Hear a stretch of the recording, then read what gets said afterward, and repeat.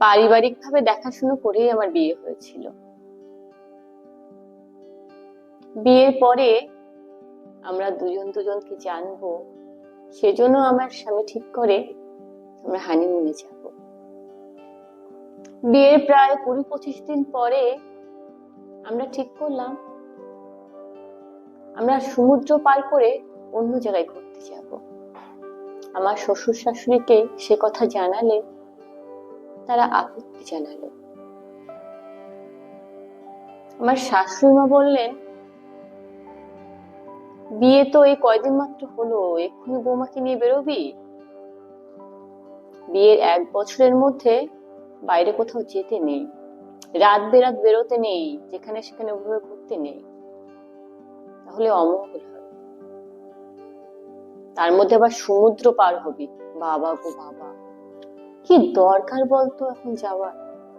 যাস যাস পরে যাস, যত পারিস ঘুরিস, কিন্তু বিয়ের 1 বছর পরে।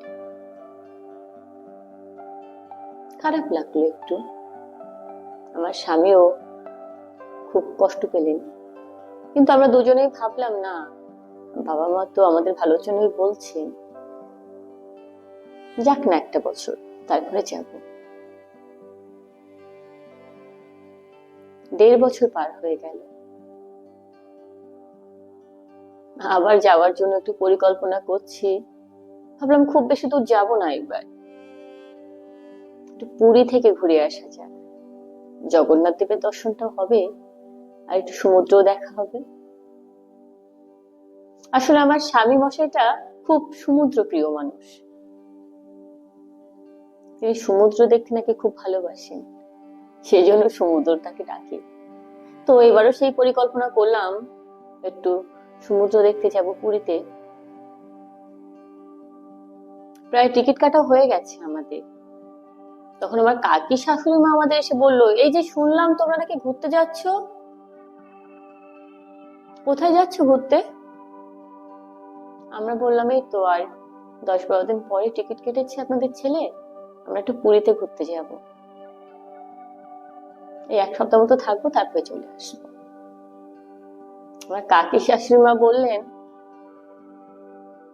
কি যে বলো, তোমরা জানো না আমার ছেলের হইতে হবে, তোমরা এখন ঘুরতে যাচ্ছ? কত লোকজন আসবে, আত্মীয় স্বজন আসবে, তুমি নতুন বউ, তোমাকে দেখতে চাইবে, তোমরা বাড়িতে না থাকলে হয় নাকি?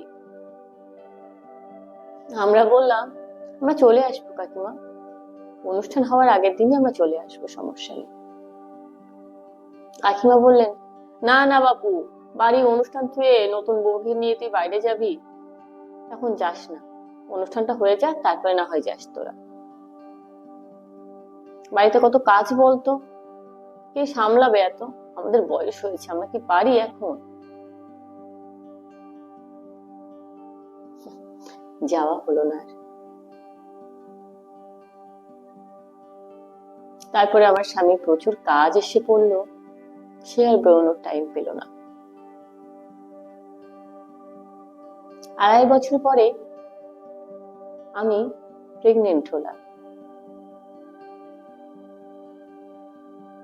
তারপরে মা হলাম। শারীরিক মানসিক অনেক কষ্ট সহ্য করলাম। আমার কন্যা যখন 2 বছর মতন বয়স, তখন ভাবলাম এবার ঘুরতে যাওয়া যেতে পারে।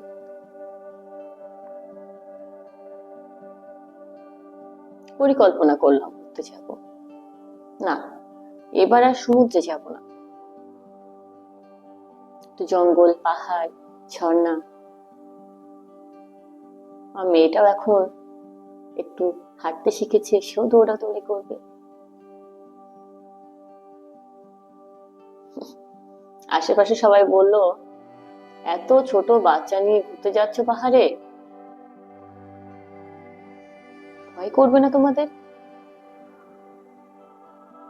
বাচ্চাটার বয়সই বা কত, কেবল 2 বছরে পড়লো, ঠান্ডা ঠান্ডা লেগে শেষকালে শরীর খারাপ হবে, তোমাদেরই ভোগান্তি হবে, সেজন্য বলছি আর কি। দেখো ভেবে, বাচ্চার কথা যদি ভাবো তাহলে এখন যাওয়ার দরকার নেই, আর একটু বাচ্চাটা বড় হোক, তারপরে যেও। তখন যেখানে নিয়ে যাবে সয়ে যাবে, অতটা সমস্যা হবে না, তোমাদেরও ঝামেলা কম হবে। বাচ্চার কথা ভেবে আমি আর আমার স্বামী পিছিয়ে গেলাম না। তারপরে তার 2 বছর পরে আমার মেয়েকে আমি স্কুলে ভর্তি করলাম। পড়াশোনার চাপ, ছুটি নেই, স্কুল বন্ধ দেওয়া যাবে না, আর যাওয়া হলো না। মেয়ের যখন 6 বছর বয়স, তখন আমি আমার স্বামীকে বললাম, কি গো, বিয়ের তো এত বছর হয়ে গেল, হানিমুনে তো যাওয়া হলো না, চলো না ঘুরে আসি কোথা থেকে। আমার স্বামী বলল, দেখতে পাচ্ছ না আমার ব্যবসার অবস্থা, হাতে একটা পয়সা নেই, বাইরে ঘুরতে যাওয়া মানে কত খরচের ব্যাপার, বুঝতে পারছো, তার মধ্যে মেয়ের স্কুল আছে,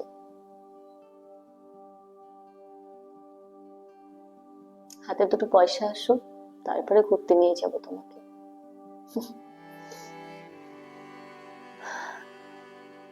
বুঝতে পারলাম এবারও আমাদের যাওয়া হবে না।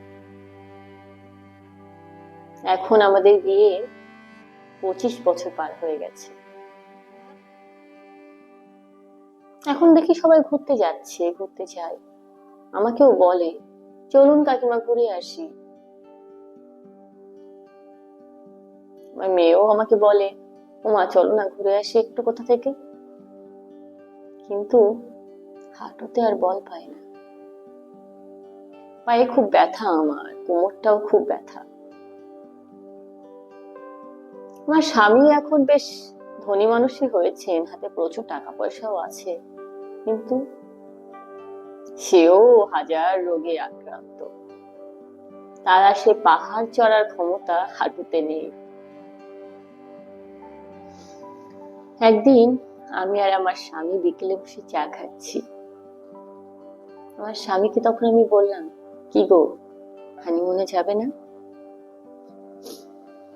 আমার স্বামী মুচকি হাসল,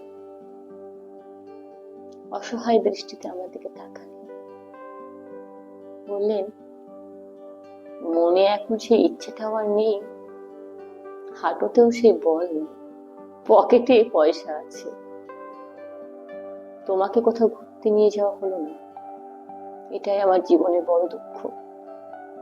তখন যদি সবার বাধা অমান্য করে তোমার হাতটা ধরে বেরিয়ে পড়তাম, কোনো পরিকল্পনা ছাড়াই, তাহলে হয়তো কত জায়গায় ঘোরা হতো আমাদের।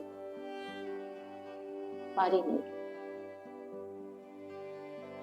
আমরা আমাদের আশাকে ত্যাগ করে অন্যের আশাকে বড় করে দেখেছিলাম, অন্যের চাওয়াটা, অন্যের ইচ্ছা রাখতে চেয়ে আমাদের ইচ্ছাটাকে মেরে ফেলেছিলাম আমরা। আর এখন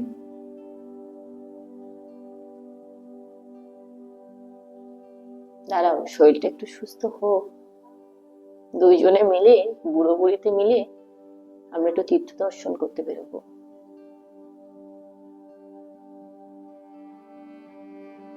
মেয়েটাকেও সঙ্গে নেব, আমাদের সঙ্গে ঘুরুক একটু, বিয়ের পরে আবার যদি আমাদের মতো অবস্থা হয়।